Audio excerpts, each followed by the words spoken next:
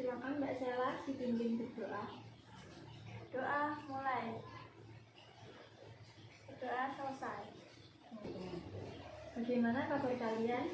Baik. Alhamdulillah. Sehat? Sehat. Alhamdulillah. Semoga kita semua selalu dalam lindungan Allah agar kita bisa belajar bersama-sama dengan ceria dan bahagia. Semangat. Masih semangat kan kalian? Semangat. Alhamdulillah. Kita pada pagi hari ini akan belajar tentang teks cerpen. Sudah tahu kan teks cerpen? Sudah. Kita akan belajar 3.5 mengidentifikasi unsur pembangun karya sastra dalam teks cerita pendek yang dibaca atau didengar. Dan sudah pernah membaca contoh teks cerpen di mana? Di sekolah. Di sini saya mempunyai contoh teks cerpen yang berjudul Menjaga Kebersihan. Kan Mbak Sela membaca? Menjaga kebersihan. Suara azan subuh. Aman, sehat, dan tentram. Bagus, terima kasih Mbak Sela dan Mbak Putri. Sekarang kita akan membahas tentang unsur pembangun cerita pendek. Sebelumnya, apakah sudah ada yang tahu unsur pembangun cerita pendek itu ada berapa? Ada dua. Yang pertama, intrinsik. Yang kedua, Ekstrinsik. kalau yang intrinsik itu unsur yang bagaimana Mbak Sela? Yang unsur dari dalam. Ya, kalau yang ekstrinsik, Unsur dari luar. ya. Kalian sudah tahu apa saja itu unsur intrinsik? Ada berapa? Ada 7. Yang pertama ada apa saja? Tema, alur, tokoh, latar, Sudut pandang.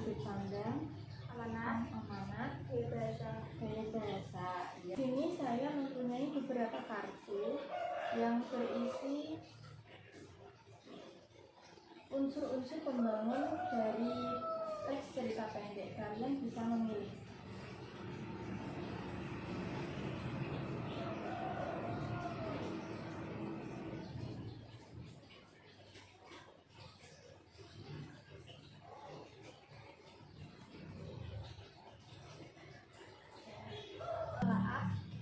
Beberapa unsur yang ada dalam kartu yang kalian pilih. Coba kalian buka satu persatu.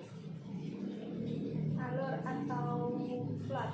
Ya, itu bagaimana? Coba ditelaah. Urutan kejadian cerita. Ya, betul.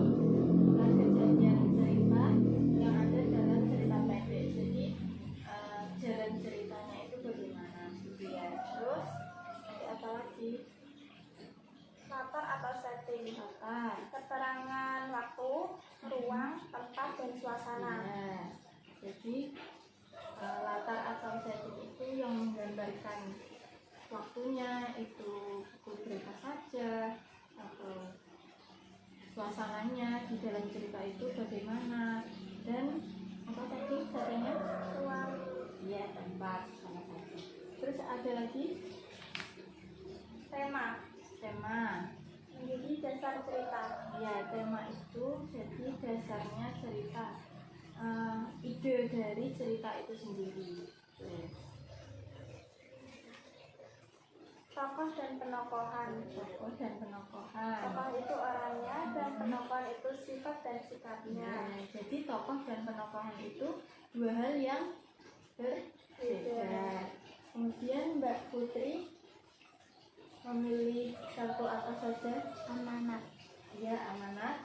Pesan atau nasihat. Ya, jadi amanat itu pesan yang ingin disampaikan pengarang melalui cerita yang dibuatnya. Terus apa lagi Mbak Putri? Gaya bahasa. Cara pengucapan. Ya, cara pengarang untuk mengucapkan dalam cerita yang dibuatnya. Sudut pandang. Ya, sudut pandang. Pandangan pengarang saat bercerita. Ya, jadi pengarang itu dalam membuat cerita atau karya sastra, terutama cerita pendek itu, pengarang itu menempatkan posisi dibacakan Mbak Zela. Nah, unsur pembangun cerita pendek menurut atau Wimong 2018-14. Unsur intrinsik Pembelajaran kita pada pagi hari ini apa ya? Siapa yang bisa menyimpulkan? Saya Mbak Putri, silakan. Dia Ya, terkait mempunyai dua unsur, intrinsik dan ekstrinsik. Ya. Intrinsik terdiri dari tema, alur, tokoh dan penokohan, latar, sudut pandang, amanat, dan gaya bahasa. Ya. Ya. Saya tambahkan ya, kesimpulannya tadi unsur intrinsik itu unsur yang membangun cerita dari dalam, sedangkan unsur ekstrinsik itu membangun cerita dari luar. Unsur intrinsik itu benar yang dikatakan Mbak Putri tadi, terdiri dari tema, alur, kemudian tokoh dan penokohan, latar atau setting, sudut pandang, alamat, dan gaya bahasa. Ya. Sampai di sini apakah ada yang ditanyakan mengenai materi yang kita pelajari pada pagi hari ini? Tidak. Ya.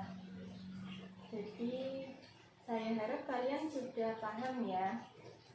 Mengakhiri pembelajaran kita pada pagi hari ini, saya akan memberikan sedikit motivasi pada kalian agar kalian harus tetap semangat belajar meskipun ini masih pandemi, menjaga kesehatan, memakai masker kalau keluar rumah, sering mencuci tangan, dan jangan lupa kita harus selalu bahagia dan ceria. Ya. Terima kasih atas perhatiannya.